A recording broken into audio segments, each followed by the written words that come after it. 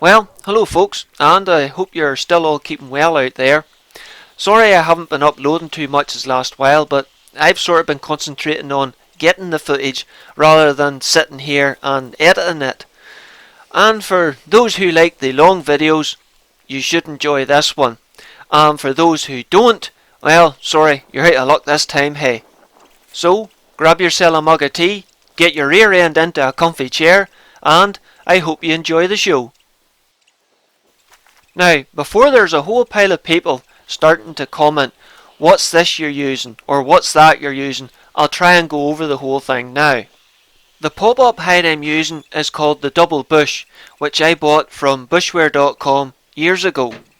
The camouflage nets I'm using I thought were one of the Ghost Stealth 2-ply nets in Harvest, but they seem to be a much lighter colour than that, so I'm not sure what they are, but they do match the bales of straw very well. The rucksack I'm using is a 120 litre British Army Bergen, which I have added a couple of ammo pouches to the front of it to help hold more stuff. The gun slip I'm using is the Jackdaw Super Scope rifle slip that I reviewed many years ago.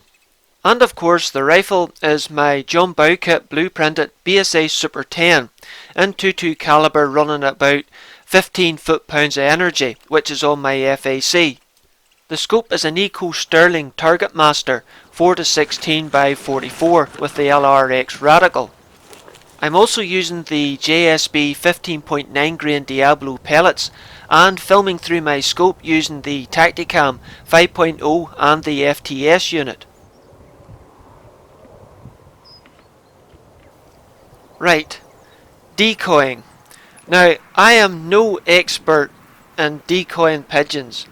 I like to keep things as basic as possible. No flappers, no pigeon magnets, just 10 flocked, full-bodied pigeons which I place in a rough semicircular shape, roughly facing into the wind, with an open area in the middle about 20 to 25 yards in front of your hide. That is your kill zone. That's where the pigeons should land, in theory anyway. But you may have to move the pattern about a bit if you find the birds are landing out of range.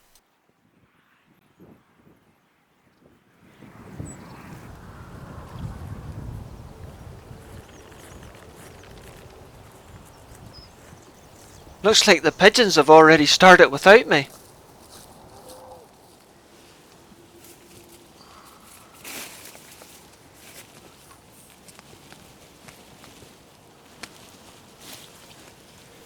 Okay, the hide is built, the decoys are out, and I've got my rear end into the hide. All I have to do now is set the rifle up, load it, and let's see what happens.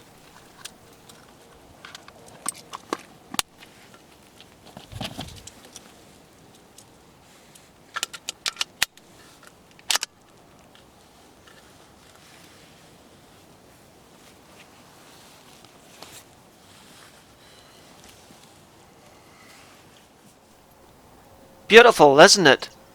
But it's at this point I realise the flaw in my plan. Yes, I've set the hide up looking into the now rising sun. Rats. But instead of uplifting everything and moving to a different direction, I decided to sit it out. As this is Northern Ireland, of course, and it's bound to come over all cloudy and dull at any minute now, I'm sure. Plus the birds were starting to take an interest.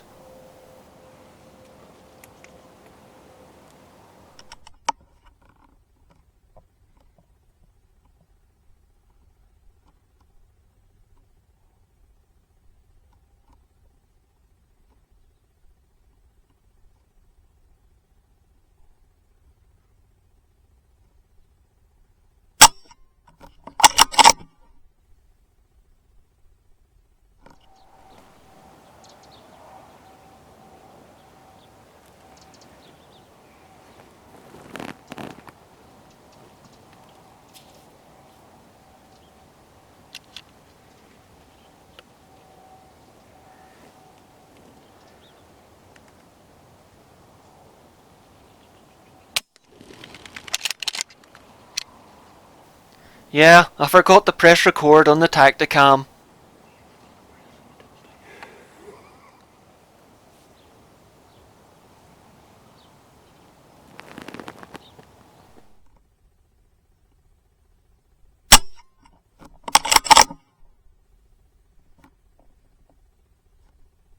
It's done for, but just to make sure. Years ago I used to take nothing but headshots, but I'm taking these birds with more a high shoulder shot, as a lot of them aren't giving me much of an opportunity to get a headshot off as they're moving around so much. But it does seem to be doing the job. Whoa, did I just take that sparrowhawk's breakfast? It came charging out of the sun like a fighter pilot.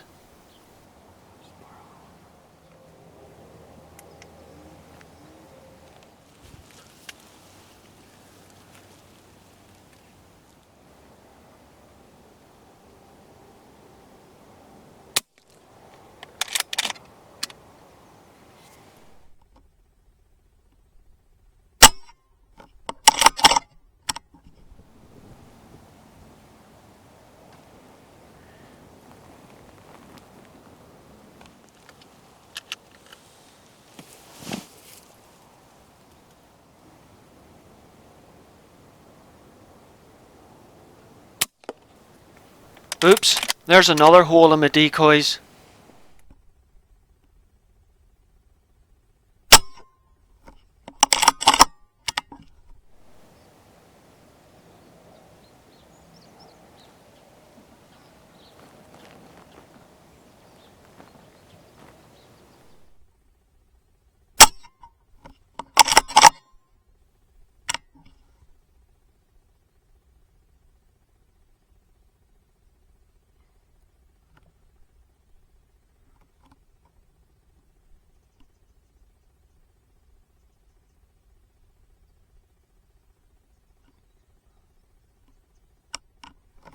I'm pretty sure he's done for, but again, just in case.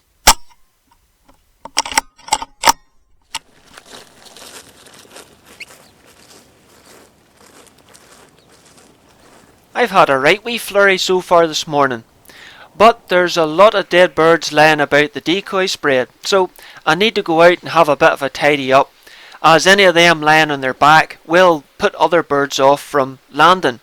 I also take the opportunity to add the freshly shot birds to the decoy pattern by setting them neatly onto their bellies and sticking a stiff piece of wire up into their chin and into the ground to make their head sit up sort of naturally like.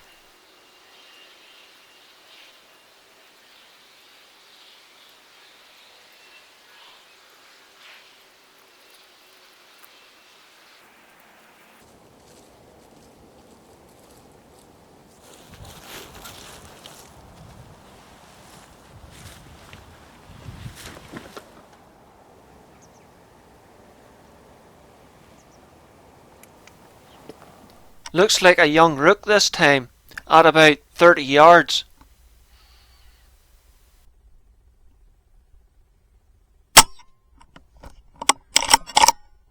Although I don't eat the rooks or jackdaws that I'm shooting, there's still a standing crop of barley in a field behind me that needs protecting. Plus, very shortly this field's going to be ploughed in and reseeded for barley next year, and this is as good a time as any to reduce their numbers before that.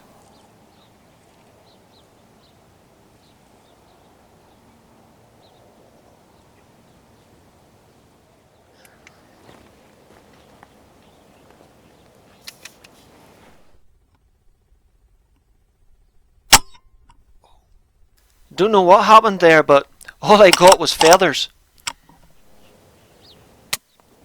And the bird flew off quite strongly.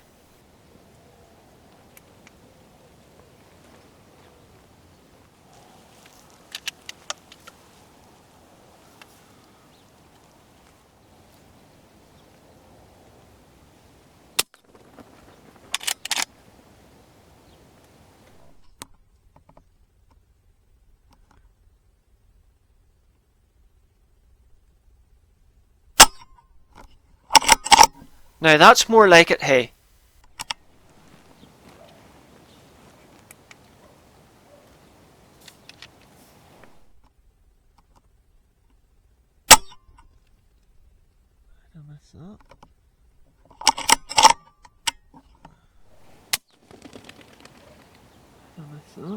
Exactly. How did you miss that one?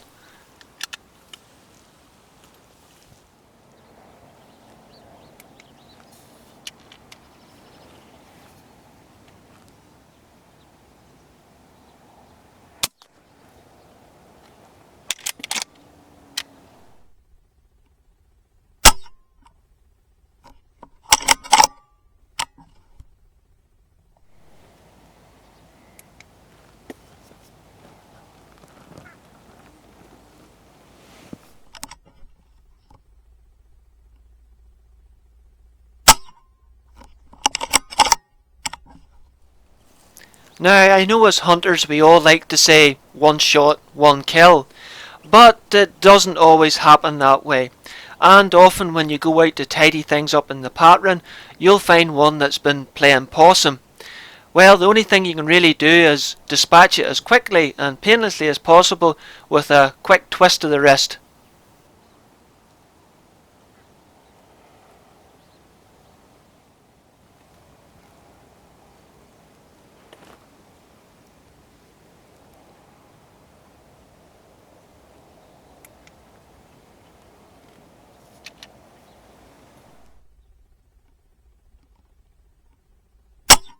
Oh, come on now. That was only 15 yards.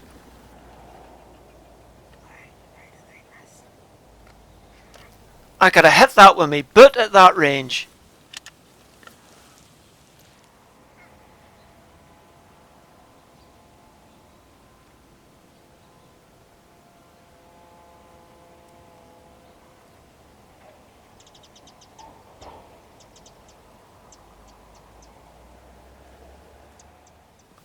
Looks like the birds are preferring to feed well out into the field. Well out of airgun range anyway. But if you're patient, now and again something will spook them and they'll all fly off, circle round, giving you a good possibility that they'll land into your decoy pattern.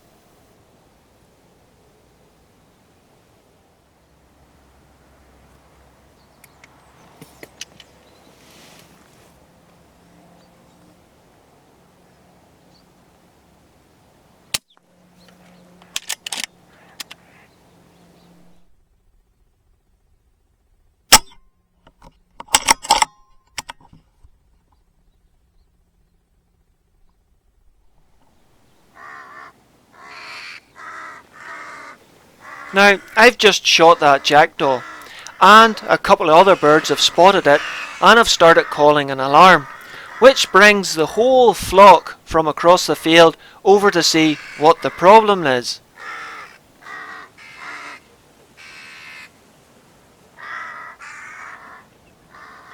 Now, as is the norm with corvids, that's crows, jackdaws, rooks and magpies, the sight of the dead bird puts them all into a bit of a frenzy, which is brilliant if I brought a shotgun, but I've got the air rifle, and the dead bird is probably lying on its back, which has put the rest of them off from actually landing.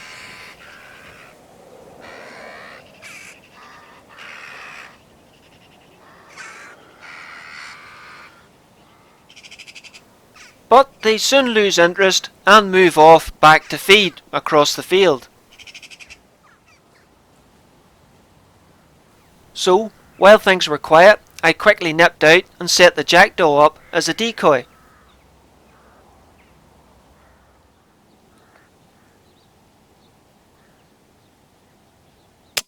Rats, missed again.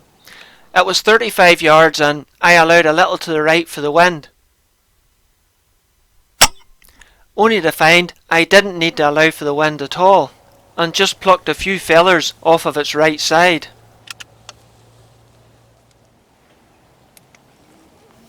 Oh, here comes in another two. Nope, they're not wood pigeons. They could be feral pigeons or racing birds, and they do have a striking resemblance to rock doves. Either way, I'm going to leave them well alone.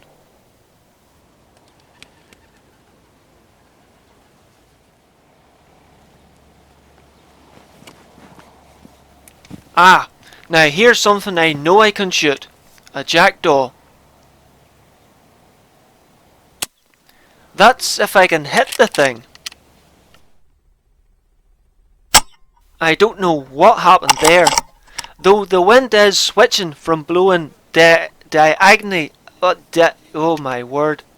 Blowing diagonally from right to left across the field to coming directly from behind me up the field, which is sort of confusing my wind calls a bit. As you can see here, where I allowed a little to the right for the shot and totally missed.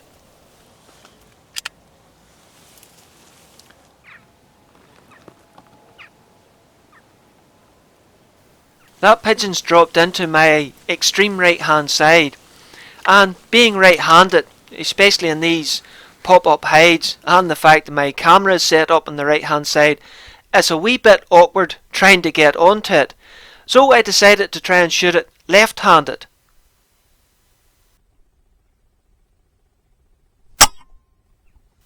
The shot looked good, but the bird did fly about 10-15 yards before dropping dead, just behind that bale.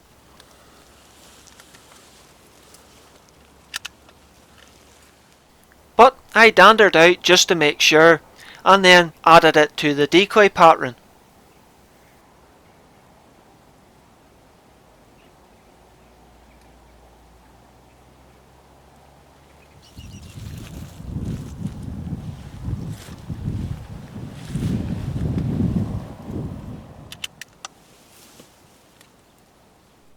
Being a little unsure myself after the last couple of shots, I decided to take a few practice shots at my 30-yard range marker, and everything seemed to be tickety-boo, with very little wind needed to allow for.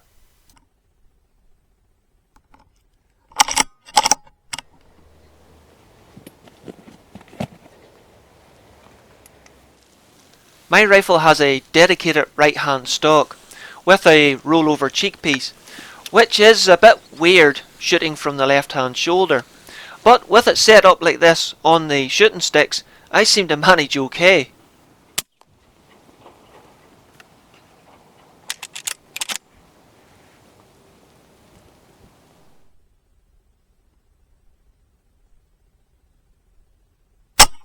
The bird went for a bit of a roll, but it's dead. You can see now how much keener the jackdaws are at landing in the decoy pattern now that I have the dead jackdaw that was lying on its back set up as a decoy.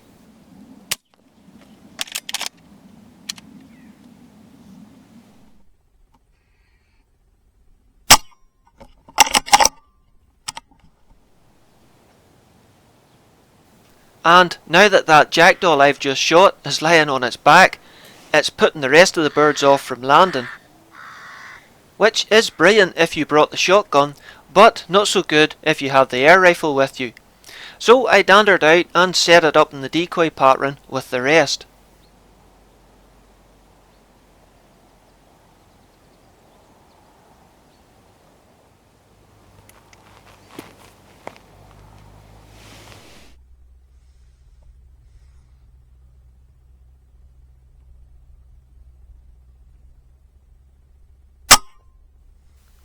I don't know what happened there, but I suspect all I got was a few feathers, as the bird flew off quite strongly.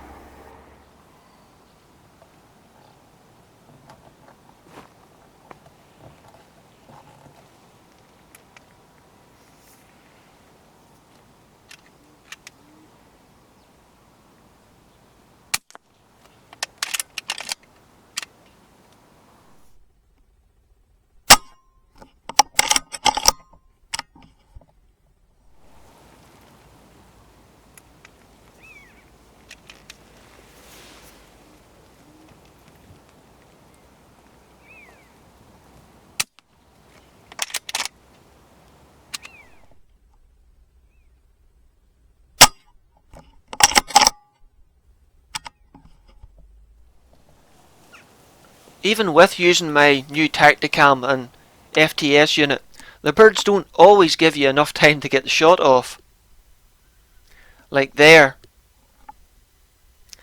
And here.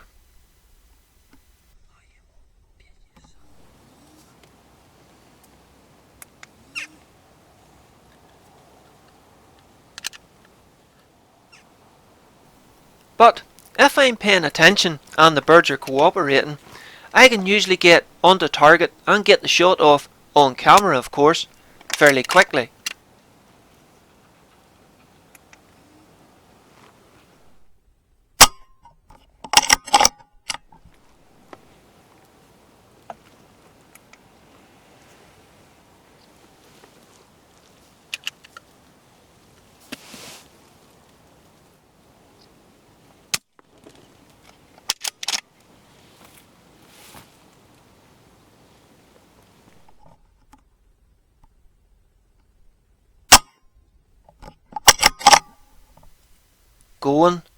Going, and he's done.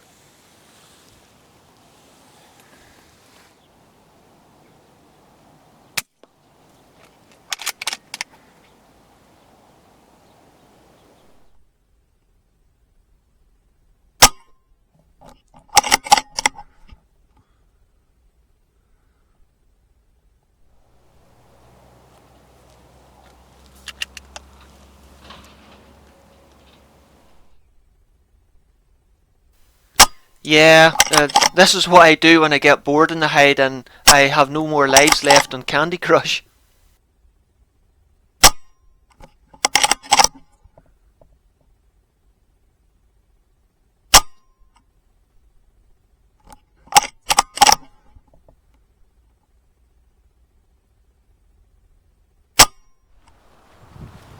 Well, I've probably spent 4 to 5 hours in the hide this morning, and the birds seem to have lost interest, so we'll pack up and head next home.